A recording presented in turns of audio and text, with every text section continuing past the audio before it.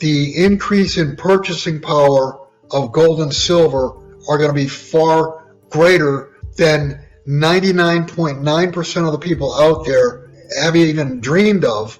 And I'm going to tell you, any projection that you've seen for the price of gold or the price of silver is going to be too low. Any projection you've heard of already is too low. Oh, we've been in a currency war for quite a few years, and we actually warned years ago, I think it was 2016, 15, 16, when they first started talking about using SWIFT as a weapon. That was the beginning of the currency wars. Of course, the U.S. has appropriated all of the Russian forex reserves. I mean, that is warlike. That is wartime footing, no matter how you look at it.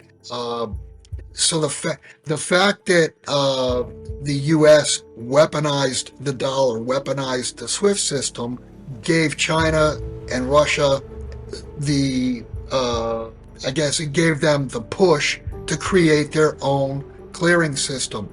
And look at the world now. Look at Saudi Arabia. They're accepting currencies other than dollars. So yeah, there's no question about it. We're in a currency war, and we've been in one for the last few years.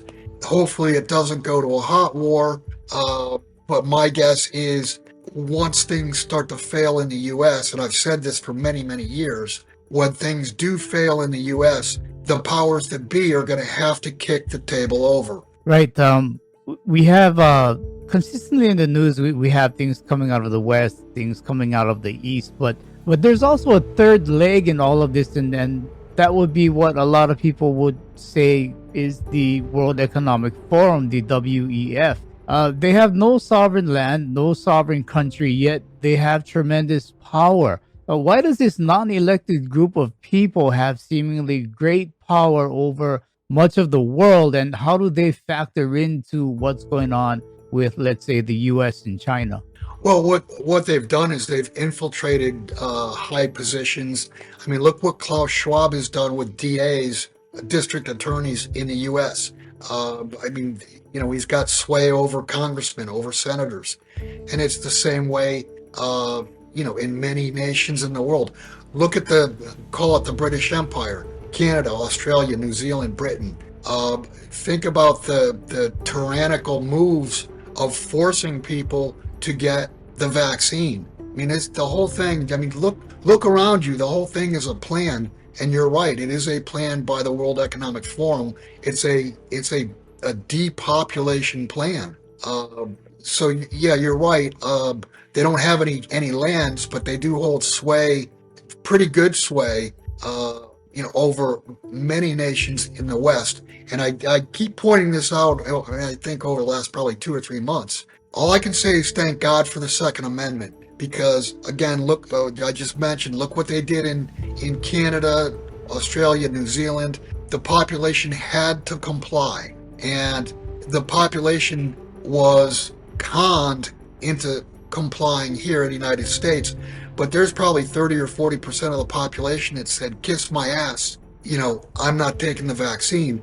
And they were able to say, kiss my ass, because they have guns and they can protect themselves. Bill, I think you kind of touched on this, but are the Federal Reserve and other central banks, perhaps in different parts of the world, are they taking us on this designed, maybe even planned path for this new monetary system to come in, where people are actually going to be begging them for things, and we're going to be looking for things like universal basic income? Yeah, absolutely. I've said this. Well, actually, I first started writing, I retired late 2006, and I started writing early 2007.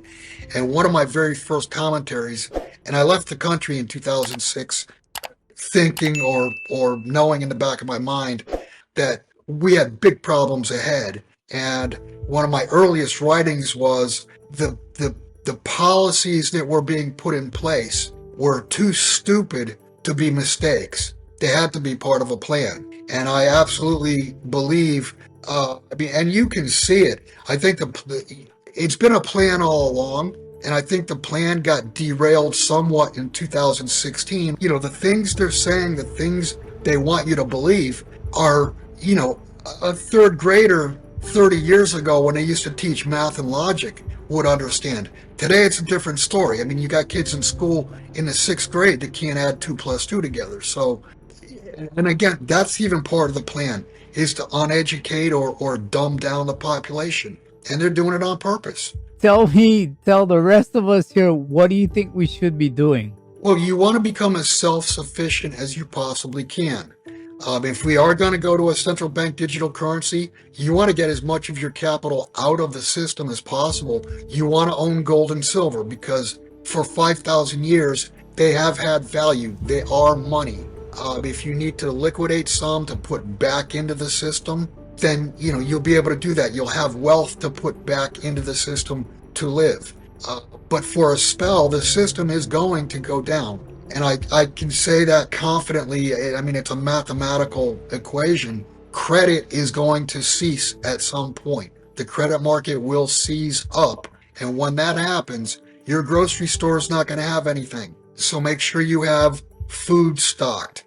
Make sure a good thing to do would be to talk to local farmers. Will they take silver for eggs? Will they take silver for beef, for chickens, for pigs, what have you?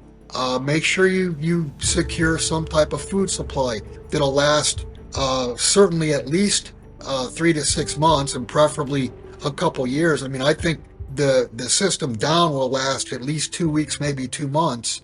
Who knows? Maybe it's going to be longer than that. Then you need, obviously, you need to be able to protect yourself. You need a way to clean or purify water. You need a power source. When you dial 911 or the fire department or whatever, you very well may get no answer whatsoever because they're home protecting their own families. So, I mean, the best thing I can tell you is become as self-sufficient as you possibly can. Yeah, great points. Do you think this is, let's say, mostly for perhaps our U.S. viewers, or is this for everyone all around the world? This is worldwide, and the reason I say that is because still the U.S. dollar is the world's reserve currency. When the dollar does collapse and when there is a credit crisis in the U.S., there's going to be a credit crisis all around the world. And the world runs on the dollar, it runs on credit, and it runs on the Western philosophy, if you will. If the U.S. goes down, the entire world goes down with it.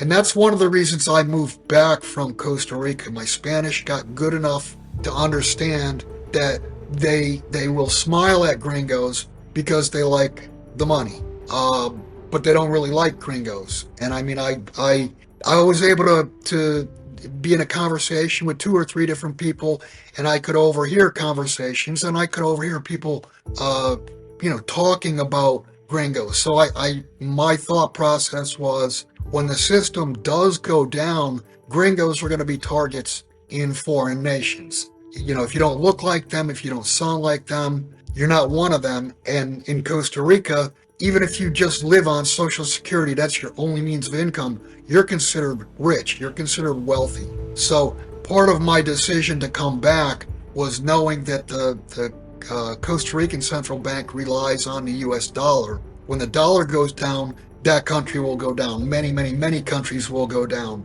Currency has always been about confidence. And you mentioned, the bricks, you got these bad eggs in a basket. Those bad eggs in a basket are far better than a basket with the egg that's broken, and the egg that's been a thief and a bully all over the world for the last 50 years. Yeah. So, I mean, it's an alternative, and it's a cleaner alternative. It's important to understand that gold and silver, because they are direct competitors to fiat, direct competitors to the dollar, their prices have been suppressed for 30, 40 years. Yeah. Through derivatives. Before that, they were suppressed, I guess psychologically, whatever you want to call it.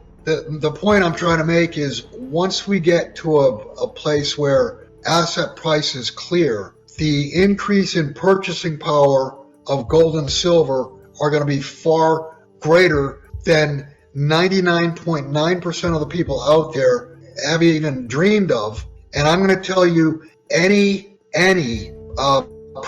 projection that you've seen for the price of gold or the price of silver is going to be too low. Too low. Yeah. Any projection you've heard of already is too low.